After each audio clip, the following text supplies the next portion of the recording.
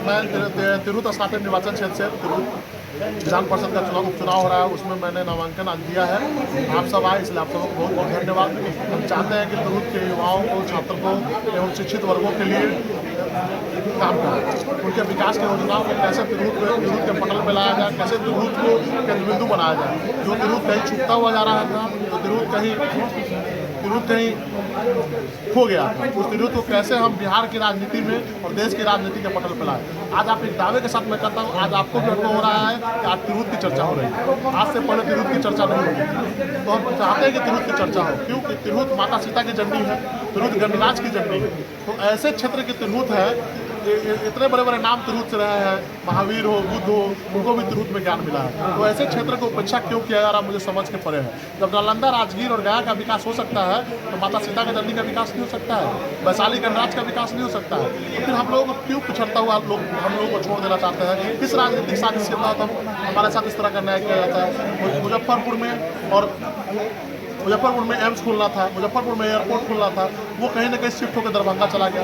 अब तो हमको लगता है कि 100 साल तक हमको एम्स और मेडिकल कॉलेज के लिए सोचना पड़ेगा, क्योंकि आप देखिए उसका एक संरचना है कि कितनी आबादी में एम्स खुल सकता है, कितनी आबादी में एयरपोर्ट खुल सकता है। तो हम तो पिछड़ गए। अब जहाँ तक पिछड़ापन की बात है, आप देखते हैं कि जो तिरहुत में पहले से जो MLC रहे हैं, वो कहीं ना कहीं तिरहुत के बाहरी के हैं। अब जो MLC जिनको बाहरी के नाम पर चुनाव जिताया गया, आदरणीय देवेश बाबू, वो खुद किसी और बाहरी को लेके आ गए। हमने चुनाव जिताया था, उनको बाहरी भगाओ, तिरहुत को लाओ। अब वो क्या किया कि फिर से वो बाहरी लेकर चले आए हैं, और वो भी दरभंगा का है। तो कहीं ना कहीं हम लोगों के मन में तिरहुतवासी और तिरहुत का स्नातक मतदाताओं को शक है कि तिरहुत के साथ साजिश, जो भी साजिश हो रही है, दरभंगा ही चला जा रहा है। तो कहीं ना कहीं जो सत्ता में बैठे लोग हैं, जो सत्ता को चला रहे हैं, वो कहीं ना कहीं तिरहुत के साथ नाइंसाफी कर रहे हैं। इन सवालों को हम सदन में रखेंगे। आने वाले समय में अगर तिरहुत के स्नातक मतदाता 1.5 लाख आबादी अगर हमको मौका देती है 1 साल के लिए, तो हम इन सारी समस्याओं को, इन सारी बातों को मजबूती से सदन में रखेंगे। युवाओं के लिए जो सेशन लेट की समस्या है, अगर सेशन सही से होगा तो युवाओं को सभी सरकारी नौकरी में बैठने का मौका मिलेगा। हमारे यहाँ के युवाओं को 6-6 साल, 7-7 साल में डिग्री मिलती है। तो कहीं ना कहीं उनके एक माइंड सेटअप होता है, कम उम्र में इंसान का दिमाग तेजी से काम करता है। 7 साल में जो वैकेंसी, 7 साल जब स्नातक करने में निकल जाएंगे, तो सारी वैकेंसियाँ धीरे धीरे उनसे छूट जाती हैं। उम्र का एक दायरा है वैकेंसियों में। तो कहीं ना कहीं इसके लिए हम चाहते हैं कि हर जिले में एक यूनिवर्सिटी खुले, इसकी भी मांग पुरजोर तरीके से उठाई जाएगी। और आप जानते हैं, जब जनचेतना बनती है सवालों से, तो कहीं ना कहीं मांग पूरी होती है। और हम जनचेतना बनाएंगे, हम संघर्ष करेंगे। बिहार फर्स्ट की यात्रा तिरहुत में घर घर में जाएगी, और जा भी रही है। मैं पहला ऐसा उम्मीदवार हूँ जो घर घर में एक एक वोटरों के पास जा रहा हूँ। आज चुनावी पूरी तरह से मैंने चुनाव की परंपरा को बदल दिया है। आप आज से पहले देखते थे कि एक वोटर के ठेकेदार के तहत काम किया जाता था। आज क्या है, जनता जागरूक हो चुकी है। 1.5 लाख मतदाता अपने सवालों के लिए अब खड़े हो चुके हैं। जाए जनता के पास और पूछे सवाल। समीकरण के आधार पर चुनाव जीता जाता है, कोई समीकरण काम नहीं करेगा। किस समीकरण की बात करते हैं? वो समीकरण कहाँ गया था? सीतामढ़ी के लोगों के साथ जब अन्याय हुआ, अति पिछड़ों के सीट के साथ अन्याय हुआ, इसको बैठा दिया गया। क्यों बैठा दिया गया? एम्स के बदले सीतामढ़ी सीट का सौदा हुआ है। जो लोग दम भरते हैं कि अपने वेतन का पैसा मुख्यमंत्री को देते थे, तो वो 60 लाख रुपया तिरहुत का था। वो पैसा तिरहुत में खर्च करते, मुख्यमंत्री फंड में देने पे वो पैसा कहाँ खर्च हुआ? नालंदा और राजगीर में। जो लोग दम भरते थे, हम ईमानदार हैं, वो लोग 13 कुलपति का ट्रांसफर करा। वो सेशन लेट की समस्या उनसे दूर नहीं हुई, और 13 कुलपति का ट्रांसफर करा दिए। किस बात की ईमानदारी? आप जो दम भरते थे कि हम ईमानदार हैं, तिरहुत की बात करते थे, तो कहाँ गया था उस समय जब तिरहुत के बच्चों को टिकट नहीं दिलवा पाए और ले आया उठा के अपने रिश्तेदार को दरभंगा से? तो सवाल बनता है ना, जो घर घर में घूम के गांव, जो प्रखंड में प्रखंड जाके घूम रहे हैं, लोगों से अपील करते हैं, वोटर के पास नहीं जाते हैं। नहीं, वो तो बोल रहे हैं कि टाइगर अभी जिंदा है। आज भी बोले हैं, पहले भी कई बार बोले। मतलब अपने आप को शेर कह रहे हैं, पैसे उनके पास है, सिस्टम उनके पास है। राकेश रोशन वहाँ कहाँ अपने आप को? टाइगर जिंदा तो चले वाल्मीकि नगर चले जाए, जंगल में हमारा बहुत टाइगर छोड़ दिया आदरणीय नीतीश कुमार जी। और राजगीर में चले जाए, वहाँ पे भी टाइगर छोड़ दिया नीतीश कुमार जी। विकास तो, और नीतीश कुमार जी विकास तो जंगलों का कर ही रहे हैं ना। उस जगह पर टाइगर तो जंगल में रहता है।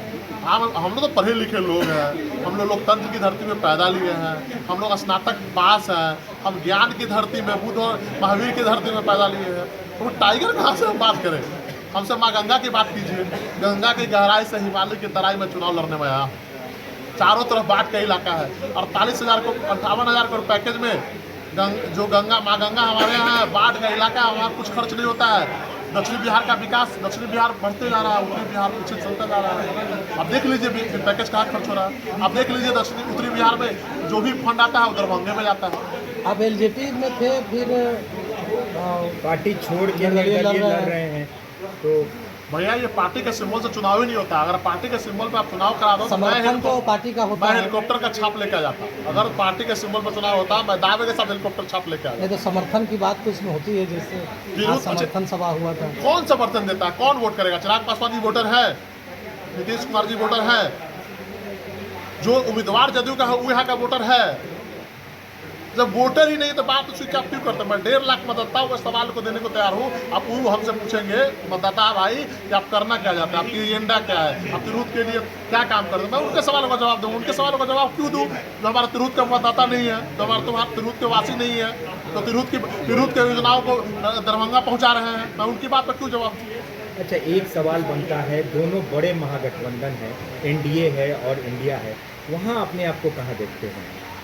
तिरहुत का 1.5 लाख मतदाता इन लोगों से त्रस्त है। ये जो शक्ति का अनावरण करते हैं कि हम शक्तिशाली हैं, आह्वान कर देंगे, उनसे पूछिए कि वोटर जब बन रहे तो आप कहाँ जा आह्वान किए? जो बड़े नेता महागठबंधन के थे, जो एनडीए के बड़े नेता मेरा अभिभावक जन भी है, वो लोग क्यों नहीं कहे कि तिरहुत के मतदाताओं आप 1.5 लाख का मतदाता 3 लाख की संख्या में बनिए। मैं दावे के साथ कहता हूँ कि आज भी 5 लाख लोग तिरहुत में स्नातक किए हुए, 5 लाख की संख्या होगी। तो क्यों? क्योंकि आंकड़ा आ जाएगा तो युवा रोजगार मांगने लगेंगे। पूरे प्रदेश में, पूरे हिंदुस्तान के प्रदेश में तिरहुत की चर्चा होने लगेगी। अब 5 लाख वोटर बनते, लेकिन बाद में